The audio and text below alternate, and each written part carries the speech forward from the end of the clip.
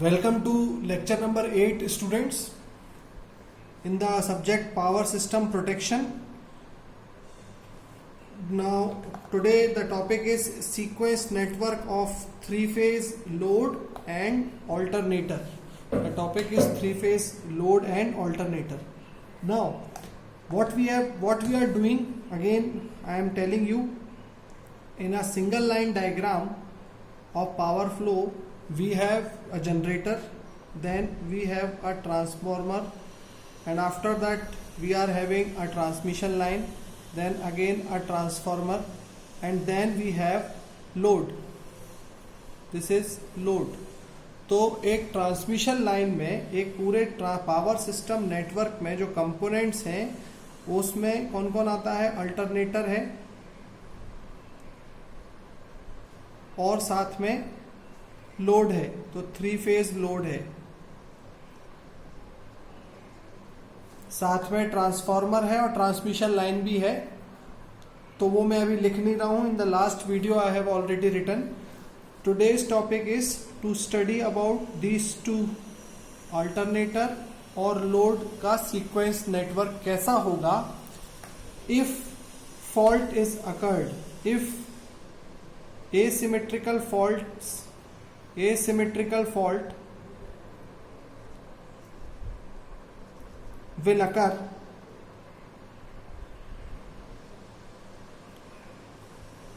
तो इसका sequence network क्या होगा? सीक्वेंस नेटवर्क क्या होगा, ये this we have to study. Again अभी पुरानी क्लास में हमने कुछ पढ़ा और वो ये था कि स्टार कनेक्शन में और डेल्टा कनेक्शन में क्या होता है. स्टार कनेक्शन में हमने कुछ चीज़ें पढ़ी हैं. स्टार कनेक्शन में हमने ये पढ़ा कि जो न्यूट्रल करंट होगा, आई न्यूट्रल, उसकी वैल्यू होगी 3 टाइम्स IA0, मतलब जीरो सीक्वेंस कंपोनेंट. अगर आपको ध्यान नहीं है तो आप मेरा पुराना वीडियो देखिए. और साथ में हमने एक और चीज पढ़ी कि बाकी कंपोनेंट्स एब्सेंट होते हैं, मतलब positive IA1 equal to IA2 equal to 0 रहेगा.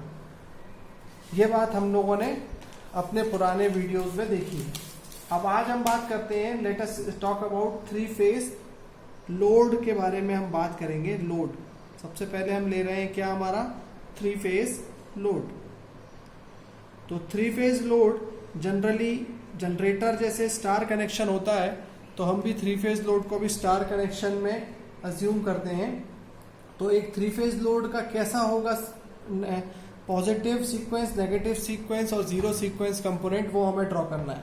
तो सबसे पहले हम थ्री फेज के बारे में बात करें तो थ्री फेज देखो कैसे ड्रॉ किया जाता है. How three phase will be drawn. एक स्टार कनेक्शन के लिए अगर हम देखें तो नॉर्मल थ्री फेज लोड, ये लोड है, ये जो लोड है ना, ये जो यहाँ ये जो लोड लगा हुआ है इसको मैं यहाँ ड्रॉ कर रहा हूं. तो जो नॉर्मल थ्री फेज लोड है उसमें थ्री फेज वाइंडिंग्स होंगी इस तरह, और थ्री फेज वाइंडिंग्स जो भी लोड होगा उसका इम्पीडेंस होगा. तो मान लेते हैं उसका ये Z1, Z2 और Z0, ये तीनों कंपोनेंट A में, B में और C में. अब मैं तीनों में अलग अलग नहीं लिख रहा हूँ, B का अलग लिखूँ और C का अलग लिखूँ, एक ही जगह लिख देता हूँ कि ये तीन कंपोनेंट क्यों आ रहे हैं. पहली बात, क्योंकि हमें मालूम है कि हम एसिमेट्रिकल फॉल्ट पढ़ रहे हैं, तो एसिमेट्रिकल फॉल्ट के लिए तीन इम्पीडेंस होंगे क्योंकि तीन करंट होते हैं, पॉजिटिव, नेगेटिव और जीरो सीक्वेंस कंपोनेंट. तो हमें ये तीनों कंपोनेंट्स की पढ़ाई इसमें अब करनी है. तो पॉजिटिव सीक्वेंस पहले निकालते हैं. Let us try to find positive sequence. क्या होगा आप बहुत अच्छे से जानते हैं, आप बहुत अच्छे से पिछले वीडियोस में मैंने आपको बता दिया है कि जो स्टार कनेक्शन होगा उसमें न्यूट्रल करंट में सिर्फ और सिर्फ जीरो सीक्वेंस कंपोनेंट रहेगा, पॉजिटिव और नेगेटिव सीक्वेंस कंपोनेंट्स नहीं रहेंगे. तो पॉजिटिव सीक्वेंस का जो डायग्राम है अगर मैं बनाऊं तो सिर्फ मैं, अब एक्चुअली ये थ्री फेज लोड है, मैंने एक ही डायग्राम में Z1, Z2, Z0 बना रखा है. अब मैं इनको 3 डायग्राम बना रहा हूं, पॉजिटिव यहां बनाऊंगा, नेगेटिव चलो यहां बना दूंगा और जीरो सीक्वेंस कंपोनेंट इस जगह बना दूंगा। तो पॉजिटिव सीक्वेंस कंपोनेंट कैसा बनेगा मेरा, बिल्कुल सेम, देखिए ये लाइक दिस, और ये ठीक है। तो this is my positive sequence component. ये पॉइंट है न्यूट्रल पॉइंट, डेल्टा में न्यूट्रल नहीं होता है, और यहां था मेरा Zn। अगर ये ग्राउंडेड है, देखो क्वेश्चंस पे अलग अलग चीजें आती हैं। अगर वो बोलेंगे सॉलिडली ग्राउंडेड, तो सॉलिडली ग्राउंडेड का मतलब क्या होता है कि ये शॉर्ट सर्किट है, तो ये कोई Zn नहीं है। अगर उन्होंने बोला कि ये आपका ग्राउंडेड नहीं है, तो इसका मतलब यहाँ पे ओपन है, यानी न्यूट्रल करंट है ही नहीं, IN 0 है। तो डिफरेंट डिफरेंट क्वेश्चंस जब आएंगे तो डिफरेंट डिफरेंट बातें वो कहेंगे। अभी पॉजिटिव सीक्वेंस की बात करूं मैं, तो पॉजिटिव सीक्वेंस हम यहाँ पे क्या निकाल सकते हैं, देखिए जरा, हम निकालेंगे इस पूरे में ये Z1 है, यहां से मेरा करंट है IA1। देखो ये करंट क्या था पहले, ये करंट है IA। एक्चुअली मैं आपको बात समझाने की कोशिश करता हूं, मैं कर क्या रहा हूं फिर से समझिएगा। यहां पर 3 फेज लोड है, इस 3 फेज लोड में करंट है। अब जो करंट है, तो जो भी इम्पीडेंस है, अगर कोई फॉल्ट आता है तो इस इम्पीडेंस की वैल्यू 3 पार्ट में बटेगी, Z1, Z2 और Z0, ठीक है। अब मैं इन तीनों पार्टों को 3 अलग अलग ढंग से बनाने की कोशिश कर रहा हूं। 3 डायग्राम बनाऊंगा मैं, एक डायग्राम ये बना दिया, एक डायग्राम यहां बनाऊंगा, एक और डायग्राम बनाऊंगा। क्यों? क्योंकि इसके अंदर मिक्स करके नहीं बना सकता, लेकिन एक मिक्स डायग्राम भी मैंने यहां बना रखा है, जिसमें ये शो हो रहा है कि Z1, Z2, Z0 तीनों यहां है। लेकिन हम इनको सेपरेटली क्यों बना रहे हैं, क्या रीजन है बनाने का? तो सेपरेटली रीजन ये है बनाने का कि हमें ये जानना है कि इनका बिहेवियर, Z1, Z2, Z0 का बिहेवियर पॉजिटिव सीक्वेंस करंट के लिए, नेगेटिव सीक्वेंस करंट के लिए और जीरो सीक्वेंस करंट के लिए कैसा होगा। समझ में आ गया आपको? तो पॉजिटिव सीक्वेंस की बात करें तो हमने ये पॉजिटिव सीक्वेंस का डायग्राम बनाया जब, तो मैं यहां पे साफ साफ कह सकता हूं कि पॉजिटिव सीक्वेंस करंट में न्यूट्रल करंट एब्सेंट रहता है, न्यूट्रल करंट जीरो रहता है, तो न्यूट्रल करंट होगा ही नहीं। तो इसका मतलब ये वाला डायग्राम जो है, इसमें ये वाली पार्ट, न्यूट्रल पार्ट नहीं आएगी। क्यों नहीं आएगी? क्योंकि स्टार कनेक्शन में सिर्फ जीरो सीक्वेंस कंपोनेंट होता है। तो पॉजिटिव सीक्वेंस कंपोनेंट में ये न्यूट्रल करंट की कोई भागीदारी नहीं रहेगी।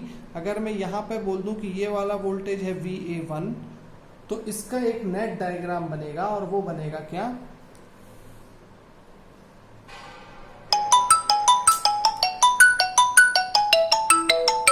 और वो नेट डायग्राम होगा Z1 IA1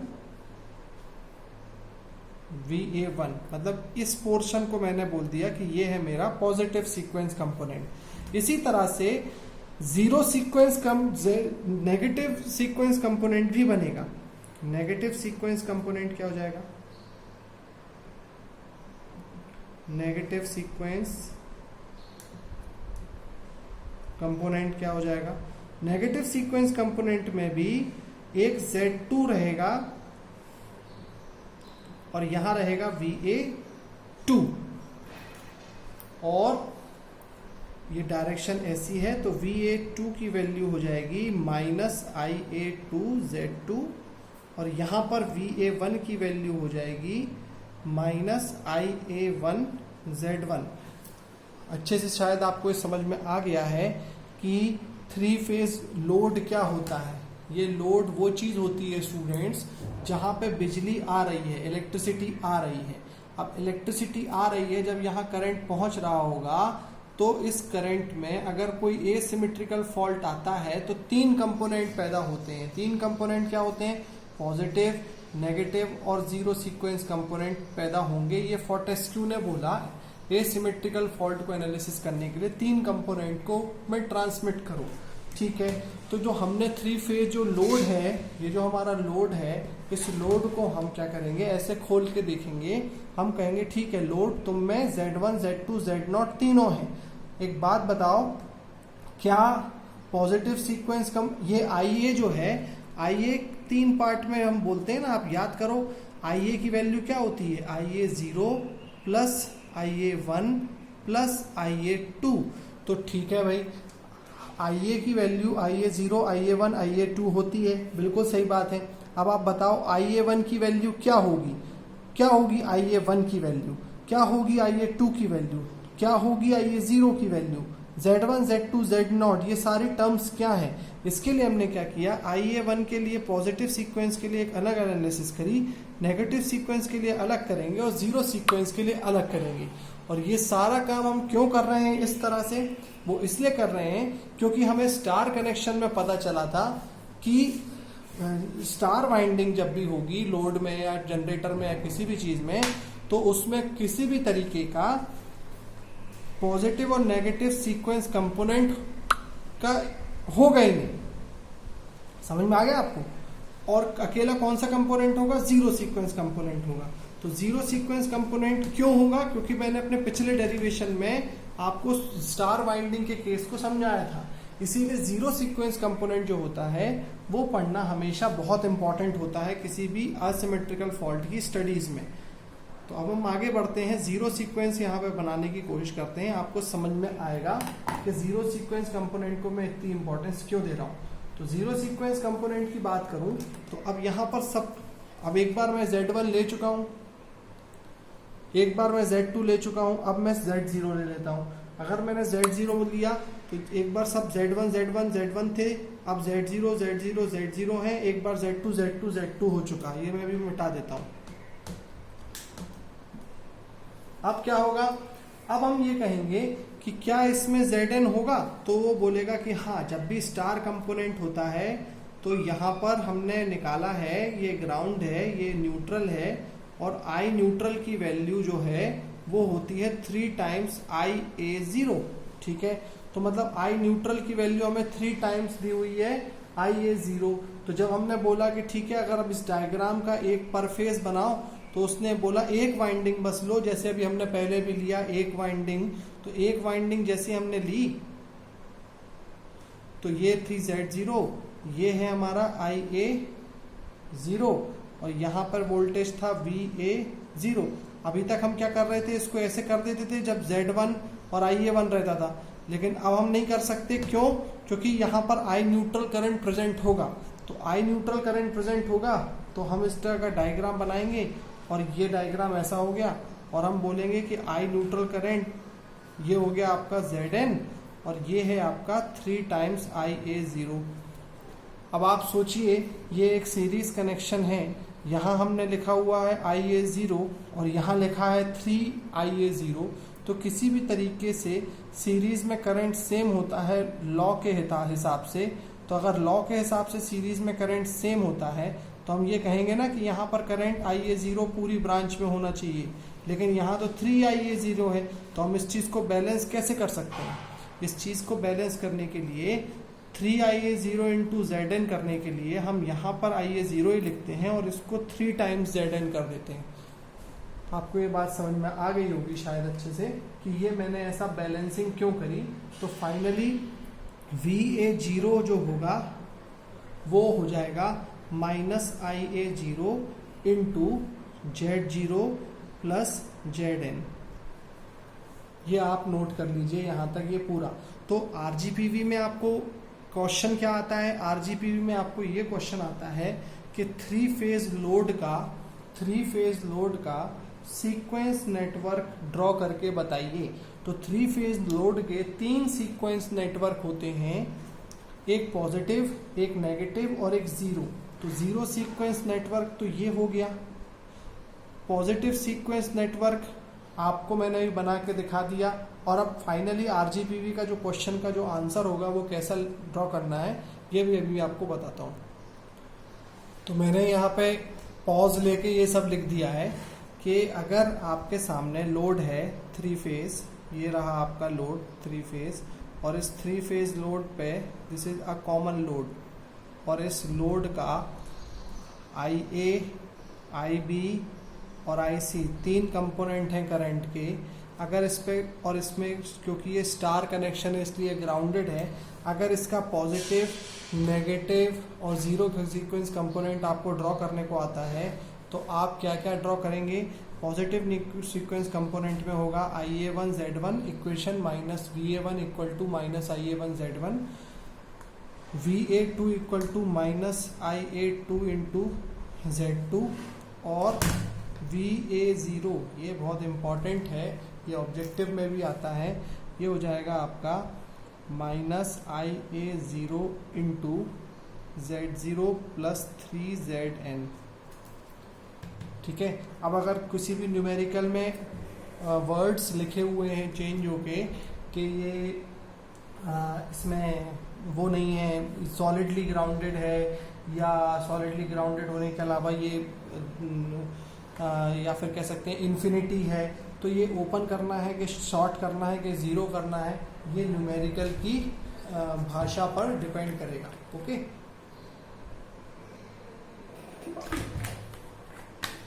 तो यहाँ पर आप नोट कर लीजिए इस चीज़ को अच्छे से। और अब हम आगे बढ़ते हैं, ये पोर्शन मेरा कंप्लीट हो गया। अब इसमें ध्यान रखने वाली क्या बात है, इसमें ध्यान हमेशा ये रखिएगा कि लोड क्या होता है। लोड एक ऐसी चीज होती है जो कि पावर को कंज्यूम कर रही है ना, पावर को कंज्यूम कर रही है, इसलिए उसमें जनरेटर नहीं होगा। लेकिन जो अल्टरनेटर है वो क्या होता है, वो पावर देता है, इसलिए वहां पर बस जनरेटर आ जाएगा। तो ये चीज का बस हमें ध्यान रखना है, बाकी और कोई प्रॉब्लम नहीं है। लोड के लिए सीक्वेंस नेटवर्क ये रहेगा। अब जब भी आपको VA1, VA2, VA0 की क्वेश्चन में कोई पूछेगा तो आपको ये 3 फॉर्मूले कॉम्पिटिटिव एग्जाम्स के लिए याद रखने हैं और पॉजिटिव, नेगेटिव और जीरो सीक्वेंस कंपोनेंट को इस तरीके से बनाया जा सकता है, ये याद रखना है। That's it. अब हम आगे बढ़ेंगे और अब हम करेंगे अपना second portion, sequence network of alternator. अब हम अल्टरनेटर की बात करेंगे। आपको मैंने यहाँ पर अच्छे से लोड के बारे में बता दिया है और ये सारी जो पूरी जो स्ट्रेटजी है वो चेंज क्यों हो गई है, क्योंकि हमें मालूम है एसिमेट्रिकल फॉल्ट कभी भी सिस्टम में आ सकता है। अब अल्टरनेटर कैसा होता है, 3 फेज अल्टरनेटर कैसा होता है, ये सारे स्टूडेंट्स बहुत अच्छे से जानते हैं कि 3 फेज अल्टरनेटर कैसा होगा। तो स्टूडेंट्स अब हम बात करेंगे अल्टरनेटर के बारे में। तो आप देखो अल्टरनेटर कैसा दिखता है, अल्टरनेटर लुक लाइक दिस। तो इस अल्टरनेटर में हमने फिर से वो ले लिया। अब याद करो जब हमने लोड लिया था, यहाँ पे अगर मैं लोड बना दूं तो लोड के केस में क्या हुआ था, लोड के केस में ये जनरेटर नहीं था।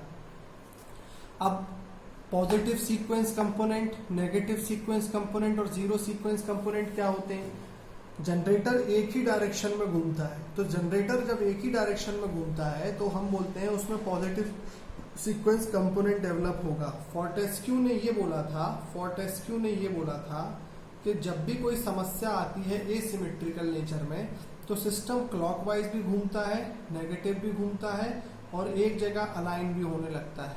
तो हमने वही तो किया, क्लॉक को हमने मान लिया पॉजिटिव, एंटी क्लॉक को हमने मान लिया नेगेटिव और इसको मान लिया, अलाइनिंग को मान लिया जीरो। लेकिन अल्टरनेटर के केस में, ये तो लोड के केस में है जहां फ्लक्चुएशन आएगा, लेकिन अल्टरनेटर तो एक ही डायरेक्शन में करंट फ्लो करता ही रहता है। तो अल्टरनेटर की एक ही डायरेक्शन है, इस वजह से हम बोलते हैं कि इसमें सिर्फ और सिर्फ होता है पॉजिटिव सीक्वेंस कंपोनेंट। ठीक है, तो यहां पर हम 3 डायग्राम फिर से बनाएंगे, एक बनाएंगे पॉजिटिव, एक बनाएंगे नेगेटिव, पॉजिटिव, एक बनाएंगे नेगेटिव पॉजिटिव सीक्वेंस, एक बनाएंगे नेगेटिव सीक्वेंस और एक बनाएंगे जीरो सीक्वेंस। तो पॉजिटिव सीक्वेंस कैसे बनेगा, पॉजिटिव सीक्वेंस के लिए कुछ नहीं, सारे के सारे अब Z0 Z2 इग्नोर करके डायग्राम एक ही रखो। अब अकेला हम अलग से बना देते हैं कि ये Z1 होगा। अब क्योंकि ये लोड नहीं है, ये जनरेटर है, तो इसमें एक सोर्स होगा और यहाँ पर जो मिल रहा है वो मिल रहा है VA1 और डायरेक्शन है IA1। और आप जानते हो स्टार कनेक्शन में न्यूट्रल करंट नहीं रहता, तो ये है EA तो हमें मिलेगा VA1 जो माइनस IA1 Z1 था, अब उसको EA में से ही माइनस करेंगे तो वो हो जाएगा EA माइनस IA1 Z1। ये चीज़, ये जो EA है यही बस एक्स्ट्रा आ गया है, बाकी कोई दिक्कत नहीं। अगर मैं बोलूँ नेगेटिव सीक्वेंस की बात करूँ तो नेगेटिव सीक्वेंस में generator EA B EC positive की तरह बिहेव तो कर गए, EA EB EC पॉजिटिव की तरह बिहेव तो कर गए, इसीलिए पॉजिटिव आ गया, लेकिन ये तीनों मिलके नेगेटिव की तरह बिहेव करेंगे ही नहीं। और सबसे बड़ी बात ये स्टूडेंट्स कि मैं सिर्फ कोई एक का ही एनालिसिस कर रहा हूं, अभी एक के लिए positive negative 0, same to same EB और EC के लिए भी हो जाएंगे, तो टोटल 9 नेटवर्क्स बन जाएंगे, लेकिन हम किसी एक को ही बना के चल रहे हैं। आप समझना, कंफ्यूज मत होइएगा चीजों में। एक ही के अंदर 3 कंपोनेंट बट चुके हैं, किस चीज के कारण? एसिमेट्रिकल नेचर के कारण। अब हम नेगेटिव सीक्वेंस बनाएंगे, तो नेगेटिव सीक्वेंस में क्या आएगा?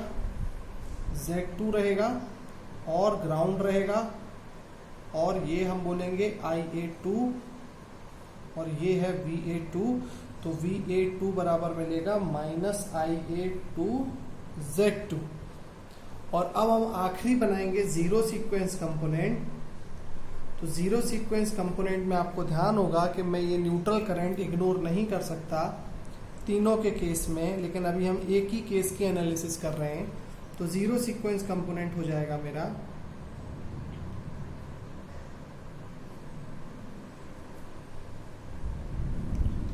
ये 3 टाइम्स Zn। 3 टाइम्स Zn क्यों लेते हैं ये अब आपको समझ में आ चुका है, क्योंकि स्टार वाइंडिंग में जो न्यूट्रल कंपोनेंट है करंट IN है वो 3 टाइम्स जीरो सीक्वेंस कंपोनेंट होता है। ये ऑब्जेक्टिव टाइप क्वेश्चन है, ये वाइवा का भी क्वेश्चन है। और पॉजिटिव और नेगेटिव कंपोनेंट जीरो होते हैं, एब्सेंट रहते हैं। तो ये आ गया आपका Z0, ये है आपका IA0।